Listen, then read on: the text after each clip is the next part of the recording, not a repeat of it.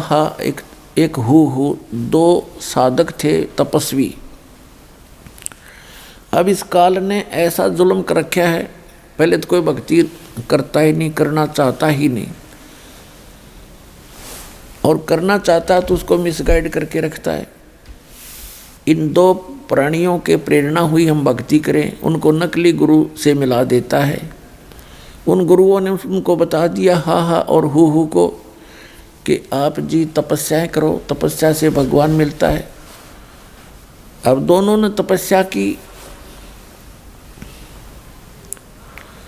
उनको अभिमान हो गया आपस में कि मेरा तप तेरे से ज़्यादा है। दूसरा कहता कि नहीं, मेरी तपस्या तेरे से अधिक है।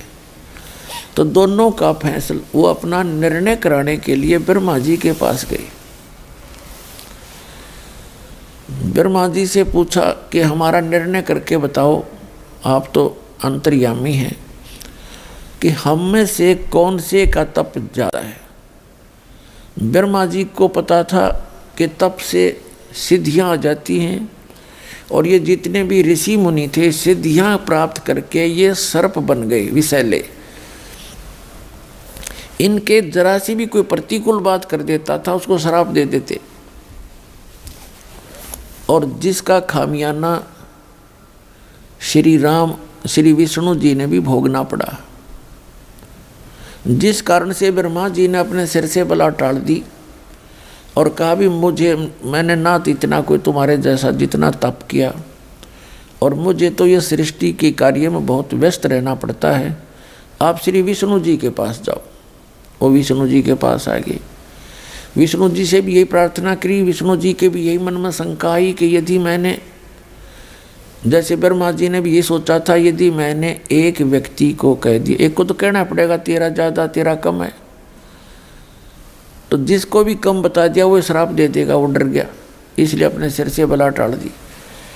विष्णु जी के मन में भी ये शंका हुई कि यदि मैं एक को कहूँगा तेरी तपस्या ज़्यादा है इसकी कम है, तो कम जिसकी बताऊँगा वो श्राप देगा। तो इस संकट को भगवान विष्णु जी ने भी मोल लेना उचित नहीं समझा। उन्होंने कहा भी देखो, मैं तो व्यवस्था में लगा रहता हूँ, पालन पोषण का कार्य डिपार्टमेंट, होम डिपार्टमेंट है मेरे पास, आप जाओ भगवान शंकर जी के पास, वो ज़्यादा तप वप करते हैं, वही आपका फैसला कर सकते हैं। तो वो गए भगवान शिव जी के पास। अब भगवान शिव जी ने भी सोचा भी ये एक को तो कहना पड़ेगा तेरी कम है इसकी ज़्यादा है, तो ये हैं सर्प डस देंगे। उन्होंने भी अपने सिर से बला टाल दी कि अभी एक मतंग नाम के ऋषि हैं पृथ्वी पे, वर्तमान में वही बता सकते हैं, वो बड़े साधक हैं, बड़े तपस्वी हैं, आप वहाँ जाइए। तो दोनों आगे मतंग ऋषि के आश्रम की तरफ जा रहे थे। मतंग ऋषि जो थे बड़े डिल डोल, बड़े तगड़े, भारा शरीर था उनका। तो उन्होंने, ये मन बड़ा बदमाश है, कबीर साहब कहते हैं मन के मते ना चालिए, मन है पक्का दूध, ले डूबे दरिया में और फिर जा हाथ छूटे। उल्टे काम करवा के फंसवा के फिर आप निकल जाता है। तो उन्होंने दोनों ने देखा उस महापुरुष को। मतंग ऋषि पूछा कहाँ है, कि वो सामने बैठे तगड़े थे डुल डुल। एक ने तो मन में सोचा कि बड़ा हाथी सा बैठा भाई, दूसरे ने सोच लिया अच्छा मगरमच्छ साहिद है महात्मा।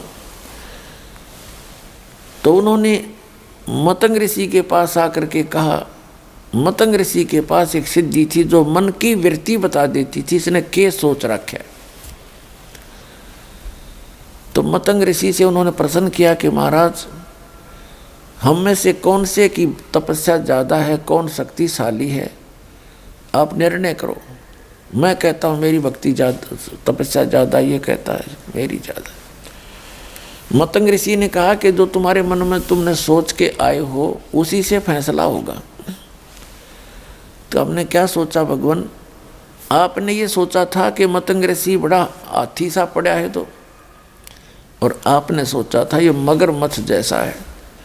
आप मगरमच्छ बनो, आप हाथी बनो, अपना फैसला आप करो। तो दोनों का शरीर छूट गया, मृत्यु होगी। एक ने हाथी के यहाँ जन्म हुआ, दूसरे का मगरमच्छ के घर जन्म हुआ, शेष जन्म हुआ। फिर कहते हैं हाथी जब जवान हुआ और जल पीने के लिए दरिया पर पहुंचा, सरोवर पर, मगरमच्छ ने उसका पैर पकड़ लिया पूरब के संस्कार से। अपने आत्माओं, पहले मगरमच्छ ने हाथी को अंदर खींचना चाहा, हाथी मगरमच्छ को बाहर खींच लाया, फिर कभी वो अंदर खींच ले जाए, कभी वो बाहर खींच ले। सारा दिन ऐसे उनकी रिहर्सल चले और शाम को मगरमच्छ उसका पैर छोड़ दे कि कल आना, कल आऊँगा। अगले दिन फिर वो ऐसे ही चलते रहे। कहते हैं 10,000 वर्ष से भी अधिक समय तक वो आपस में झगड़ते, ऐसे ही लड़ते रहे। परीक्ष अपना जो है ये रिहर्सल करते रहे। क्या हुआ कि जो हाथी के साथी थे वो उसके लिए दूर दूर से घास तोड़ कर लाएं, कीड़े तोड़ तोड़ के लाएं, उसको खिलाएं रात को, और सुबह फिर पहलवान की तरह हाथ मिलवा दें उनका। तो ऐसे आसपास का जो चारा था वो ख़त्म हो गया और मगरमच्छ के वहाँ उपलब्ध मछलियाँ काफ़ी रहती थी, वो अपना वहाँ से छका रहता था। तो बलहीन हो गया हाथी और मगरमच्छ ने वो खींच लिया और इतना गहरे पानी में ले गया कि सूंड का थोड़ा सा हिस्सा शेष था जहाँ से हाथी श्वास लेता है। उसकी नाक बहुत लंबी होती है, 5-7-10 फुट की, तो सारा खींच लिया। सूंड ऊपर रखा हुआ था। जब उसने देखा कि अब सूंड में भी पानी प्रवेश होगा तो मर जाएगा, अपनी ताकत भूल के परमात्मा को याद किया। थोड़ा सा राम भी पूरा नहीं कहने पाया था, रा। उसी समय कहते हैं सुदर्शन चक्र आया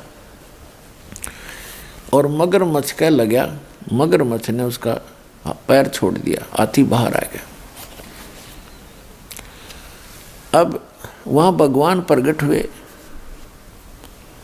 श्री विष्णु रूप में और आकर कहा कि भाई गज यानी हाथी, आप चलो स्वर्ग में।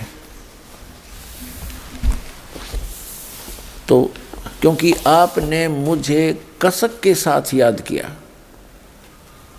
आपने मेरे को कसक के साथ याद किया, इसलिए स्वर्ग चल। तो जब मगरमच्छ ने कहा कि हे भगवान, देखो हम अपनी जिद के आधार से अभिमानवश हम एक दूसरे से लड़ रहे थे और जब इसने आपको याद किया मैं उतनी ही कसक से सुन भी रहा था, लेकिन मानवश मैं इसको छोड़ नहीं रहा था। तब भगवान ने कहा ठीक है भाई, तुम दोनों ही चलिए, आप दोनों को ही स्वर्ग भेज देते हैं। अपने आत्माओं कहने का भाव ये है, इस कथा का निष्कर्ष ये निकलता है कि पहले तो यहाँ डले ढोते हैं ये साधक, फिर इनके अंदर अभिमान घर कर जाता है। परमात्मा कहते हैं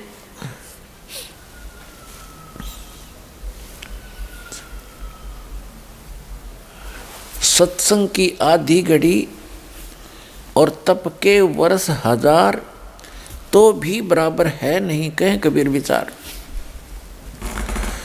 अब इससे क्या निष्कर्ष निकलता है कि पहले तो ये डले ढोते हैं, फिर इनमें अभिमान हो जाता है।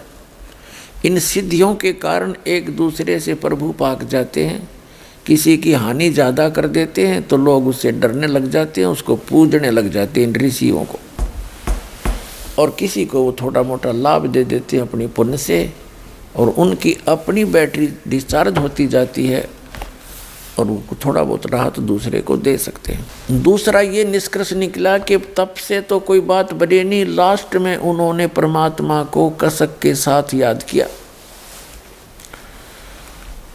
तो उससे उनको जो लाभ मिला वो हजारों वर्षों के तप से भी नहीं मिला था।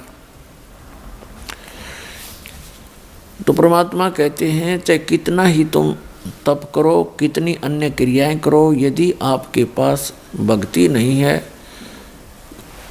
आपके पास नाम सही नहीं है, तो आप जी वो उस सतर का भी लाभ प्राप्त नहीं कर सकते जहाँ की आप इच्छा रखते हो। जैसे कोई श्री कृष्ण की पूजा करता है, कोई विष्णु जी की पूजा करता है विष्णु रूप में, कोई भगवान शंकर की करता है, तो कहते वहाँ के सतर का लाभ भी आपको उनके मंत्रों से ही होगा, जो मूल मंत्र हैं, मूल नाम है उनके। और दूसरा जो निरंकार, यहाँ पर तीसरी जो बात क्लियर ये होगी आपको कि जैसे उसने रा कहा था, भगवान को याद करना चाहा था, तो इसको निरंकार धुन कहते हैं। निरंकार धुन, निरंकार, जैसे ये राधा स्वामी वाले नाम देते हैं ओंकार, ज्योत स्वरूपी निरंकार। तो जो निरंकार है न, पता नहीं निरंकार होता क्या है। जैसे इंसान मरते हुए भगवान को याद करता है विशेष कसक के साथ, वो निरंकार धुन है, निरंकार लौ है उसकी, वो निरंकार लगन है। जैसे हाथी ने मरते हुए रा गया था, ऐसे जो कसक के साथ मालिक याद किया जाता है, यानी उसकी कीमत अलग से होती है। तो भक्ति करने वाले के लिए संदेश है कि जब आप कोई भी नाम का जाप करें, उसको विशेष कसक के साथ करें, फॉर्मलिटी सी ना करें। तो उस कसक के साथ लिए हुए नाम का जो लाभ है वो अत्यधिक है, उसका कंप्लीट लाभ है। तो यहाँ कहने का भाव ये था कि पहले तो ये डले डोते हैं, फिर आंडी पाक जा, अभिमान हो जाता है भक्ति करके, और फिर यहीं के यही रह जाते हैं। तो यहाँ जो चौथा कंसेप्ट ये क्लियर हुआ कि जैसे कोई परमात्मा की कथा सुना रहा है कसक के साथ, और सुनने वाला भी सुन रहा है उसी भाव से, तो दोनों को वो ज्ञान लाभ प्राप्त होगा। उस ज्ञान यज्ञ का जो लाभ है दोनों को ही प्राप्त होगा। जैसे दास सत्संग करता है और आप हृदय से सुन रहे हो, तो दोनों को ही लाभ हो रहा है, दोनों को उस सतर का लाभ मिलेगा। फिर बताते हैं कि दुर्योधन और दुशासन को द्रौपदी चीर उतारे, अंधे को कौपीन देई थी, वो बद गे अंत अपारे। भीष्म पिता और द्रोणाचार्य कर्ण से बानों मारे, महाभारत में टटीरी के रखे, वहाँ घंटा टूट पड़ा रे। अब क्या बताना चाहते हैं कि मन तू पावेगा अपना किया रे, भोगेगा अपना किया रे। दुर्योधन और दुशासन ने द्रौपदी के चीर उतारने का, उसको नग्न करने का प्रयत्न किया, तो उस द्रौपदी का चीर क्यों बढ़ गया? पुण्यात्माओं, आज तक जो भी आपको राम नाम की कथा सुनाई गई है, भगवान की कथाएं सुनाई गई हैं, वो इनकम्प्लीट थी, उनका कोई सिर पैर नहीं था। जैसे हमारे मन में एक शंका बनी रहती थी कि जैसे द्रौपदी जी का चीर उतारना चाहा और वो उतरा नहीं, ये कारण क्या था? हम कथा पढ़ते थे, सुनते थे, और ये भी सुनते थे भगवान ने बढ़ा दिया। भगवान ने और बहनों का क्यों नहीं बढ़ाया? कितनों की इज्जत लूटी जाती है, उस द्रौपदी का ही क्यों बढ़ाया? यहाँ बुद्धि कभी नहीं जाती थी, क्योंकि हम इनकम्प्लीट स्पिरिचुअल नॉलेज प्राप्त थे, ग्रहण कर रखे थे, किए हुए थे। तो परमेश्वर ने आके वो कंप्लीट स्पिरिचुअल नॉलेज दिया, और अब इस दास के पास उपलब्ध है, जो इन सभी अधूरी कथाओं को पूरा किया जाएगा। पुण्यात्माओं, आप एक बात को याद रखना कि विश्व के जितने भी प्राणी हैं, ये सभी उस अल्लाह अकबर के, उस कबीर भगवान के, अल्लाह अकबर माने बड़े भगवान के, वो ग्रेट गॉड के, कंप्लीट गॉड के बच्चे हैं। और आज जितने भी पोस्ट प्राप्त हैं, जैसे कोई ब्रह्मा बना है, कोई विष्णु बना है, कोई शिव बना है, या कोई अन्य पोस्ट प्राप्त है, कोई देव बना है, महादेव बना है, और चाहे कोई अन्य यहाँ पृथ्वी के ऊपर राष्ट्रपति बना है, मंत्री बना है, प्रधानमंत्री, मुख्यमंत्री बना है, ये सभी पूर्व की भक्ति किए हुए पुण्यकर्मी प्राणी हैं। अब जैसे दास आपको क्लियर कर ही रहा है और आपको लगभग क्लियर स्पष्ट हो भी रहा है कि शास्त्र अनुकूल साधना करने से ही जीव को भक्ति लाभ प्राप्त होता है। अध्यात्म मार्ग का जो लाभ होता है वो शास्त्र अनुकूल साधना से ही होता है। और शास्त्र अनुकूल साधना कैसे होती है? जो सदग्रंथों में विद्यमान हो, सदग्रंथों में जिसका ज्ञान हो, सदग्रंथों के आधार से जो भक्ति हो, उसको कहते हैं शास्त्र अनुकूल साधना। और सदग्रंथ कौन कौन से हैं? वर्तमान के अंदर जो सदग्रंथ हैं, पवित्र चारों वेद, पवित्र श्रीमद् भगवद गीता, ये तो हैं गॉड गिवन ग्रंथ। इसके अतिरिक्त पवित्र पुराण, पवित्र महाभारत, पवित्र सुधा सागर आदि, ये हैं ब्रह्मा जी के द्वारा दिए गए ज्ञान में प्लस करके अपने मत जोड़ जोड़ के आगे इसके 18 भाग बना दिए पुराणों के। और महाभारत के अंदर केवल उस घटना है, वो जो महाभारत के अंदर जो पात्र हैं, कौरव और पांडव और कुछ ऋषियों का ज्ञान है। तो ये ज्ञान गॉड गिवन नहीं है, ये तो इतिहास एक टाइप का। ऐसे ही पवित्र कुरान शरीफ, कुरान मजीद कहो, एक ही है, केवल नाम मंत्र है, लेख में कोई अंतर नहीं है।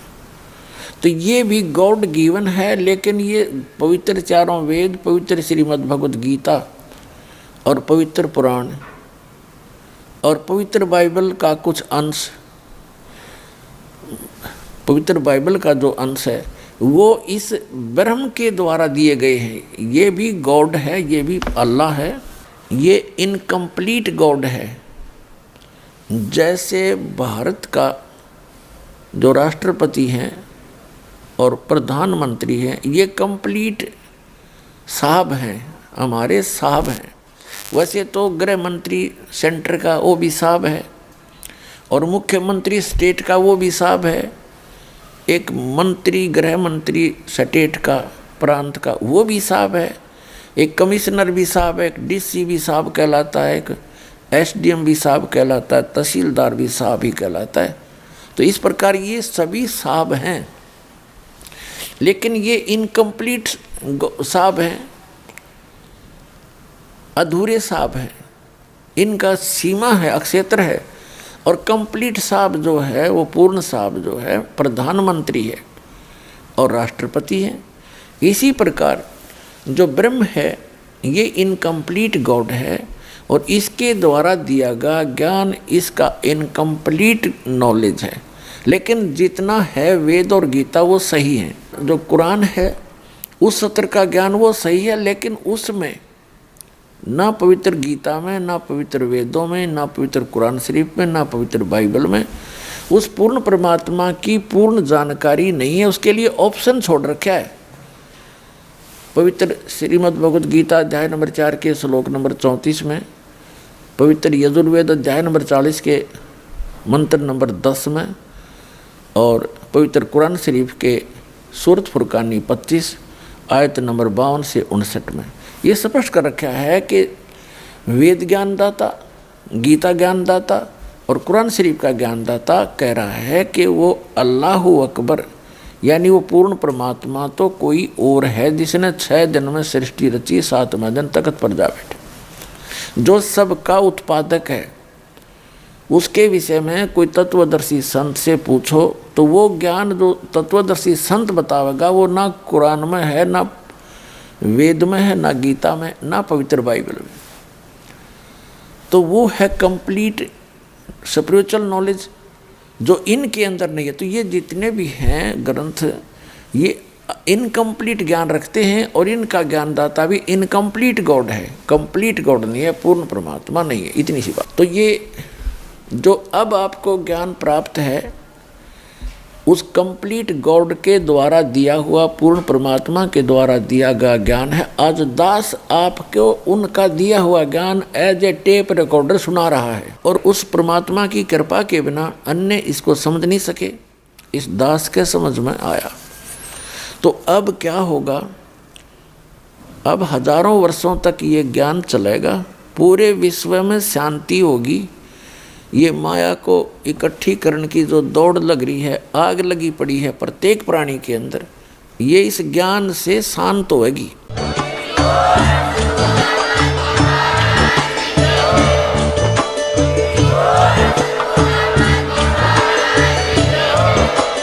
आप सुन रहे थे जगत गुरु तत्वदर्शी संत रामपाल जी महाराज जी के मंगल प्रवचन। अधिक जानकारी के लिए विजिट कीजिए हमारी वेबसाइट www.jagatgururampalji.org। संत रामपाल जी महाराज जी के शुभ आशीर्वाद से पूरे विश्व भर में 500 से भी ज्यादा नाम दीक्षा केंद्र हैं, जिन पर संत रामपाल जी महाराज जी द्वारा ऑनलाइन निशुल्क नाम दीक्षा दी जा रही है। अपने नजदीकी नाम दीक्षा केंद्र का पता करने के लिए संपर्क करें 8222880541।